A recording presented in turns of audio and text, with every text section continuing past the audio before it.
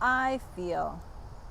I feel happy, I feel sad, I feel angry, I feel confused, I feel tired, I feel a bajillion different emotions throughout the day, and many of you do that as well.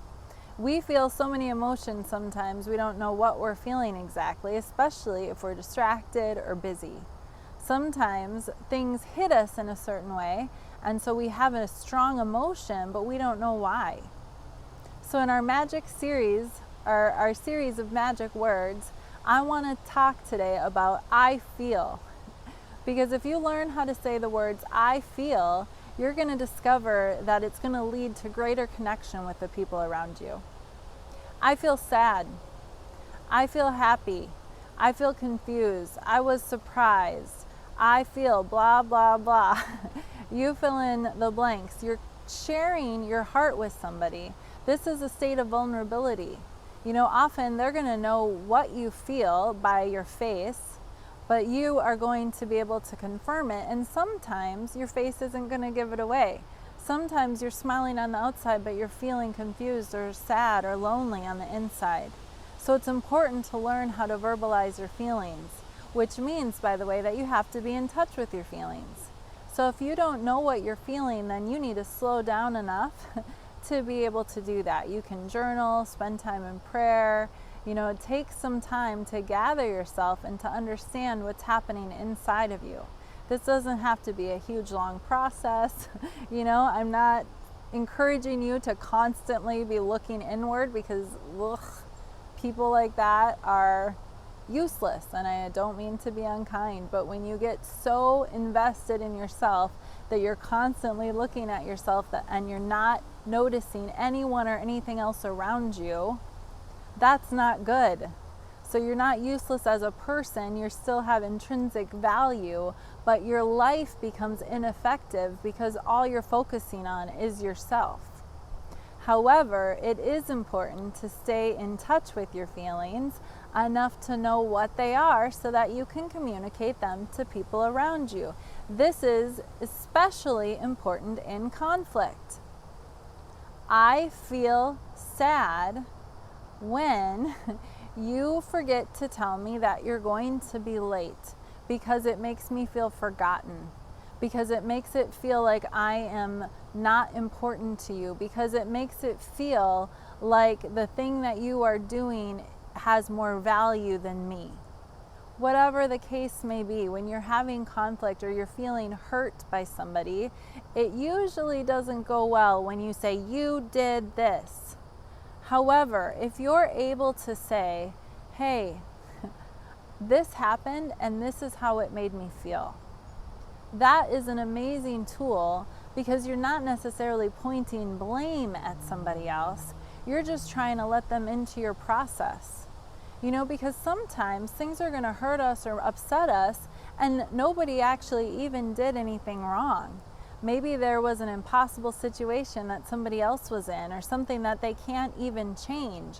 However, if they understand your feelings, then that can create healing in that relationship so that now you're still on the same team, you're still on the same side, even if you're having to try to figure out how to work this out, because you're both understanding of each other's feelings and positions, and you're trying to get to a place where it's healthy and good for both of you. If you don't use the words I feel, if you just sling accusation at people, then that becomes almost impossible. Because when accusations happen, it's just normal to get defensive. And then instead of working together towards something, you're working against each other. You're trying to defend yourselves from one another instead of caring for each other. And that is never good. So whether it is a marriage or a friendship or even a relationship with your kids, it is important to learn how to tell them how you're feeling. You know, it's possible for your kids to hurt your feelings. It's possible for them to do something that scares you. You know, it's possible and it is probable that those things are going to happen over a period of time. So for you to be able to say, hey, I feel really scared when you're late coming home, when you miss curfew, because as your parent, I don't know where you are or if something happened to you, and so that really scares me. So I really need you to take this seriously. If you're going to be late, I need you to call me immediately. I know it might be hard because you're trying not to get in trouble, or you're wondering if I'm asleep, or whatever the case may be, but I need you to do this for me because I feel so scared otherwise, and I don't want to feel scared. Things like that, there still may be consequences, by the way, but then you're actually connecting your heart with the person. You're being vulnerable, you're sharing your process and your emotions. And then you're able to approach the whole situation differently. You're not just bringing accusation, you're not causing defensiveness to rise. You're still being clear about what the issue is, but again, you're able to approach it together, and it leads to an entirely different process and a different outcome. So things that could tear you apart from the people around you instead end up actually bringing you closer together, because even if they did something that caused pain in your life, now you're together working it out. Because most people that you're in relationship with are going to, even if it takes them a moment, they're going to come around to wanting to understand where you're coming from, and they love you and care about you. And so your feelings matter. And so when you approach something like this, it just brings a whole new opportunity for connection. Now, in closing, sometimes you're going to share your feelings with somebody and they're going to have a completely different take on it. Not that they're not going to hear what you're saying, but they're not going to agree with the outcome, or maybe they're not going to be able to change that behavior. So whatever it is that's causing you to feel this way is something that you're then going to have to work through with them, choosing not to feel that way about it.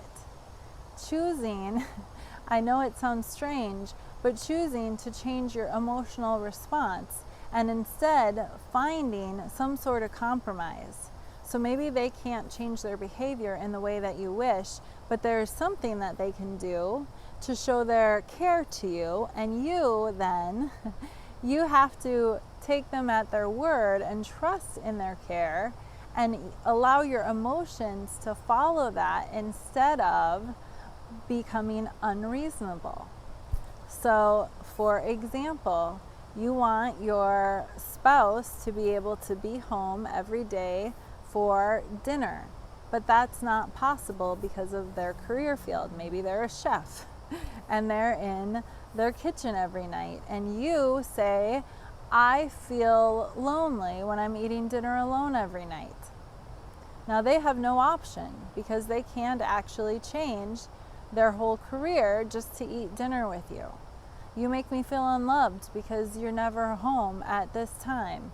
Whatever the case may be, something that they can't change. Now, because they can't change it doesn't mean that they can't help find ways to bring more connection and more care into your life. But just because you're sharing your feelings doesn't mean that the other person has to do exactly what you say. You have to be willing to be flexible and to not allow your emotions to lie to you.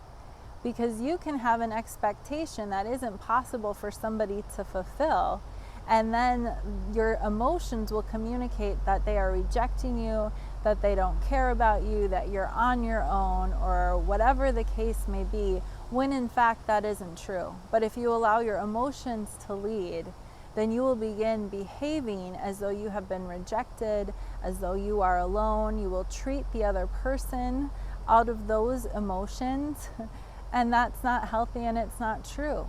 It's all based on a lie because you allowed your emotions to lead the way.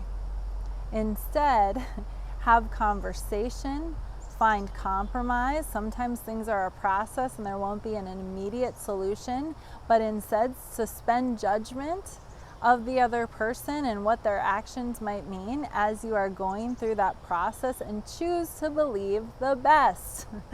If you are in a friendship with somebody, if you are in a romantic relationship, in your own family life, believe the best in those around you and allow your emotions to be set according to that. I know my husband loves me, so he's not making me eat dinner alone because he doesn't care.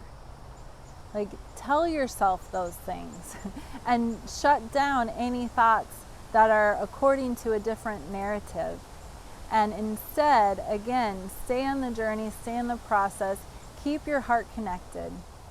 Communicate your feelings and then be willing to go through the process to come to a healthy place when there is conflict or there is need to be changed. In the same manner, don't only communicate your feelings about things that are bad. Communicate about good things too. I feel loved when you do this. I feel so happy because of XYZ. I felt so surprised in a good way because this happened. Share those things. Often we're good at expressing those things without words, and people can pick that up sometimes a little bit easier. But it's really, really helpful to use our words too. I felt so loved. I felt so special when you remembered my birthday. When you remembered that I wanted that. I felt so loved when you called me and told me that you loved me randomly. I felt so appreciative. It felt so cared for when you did the dishes without me asking. You, so on and so forth. You get it. I feel. Use those words and you'll be amazed at how much connection can come into your relationships as a result.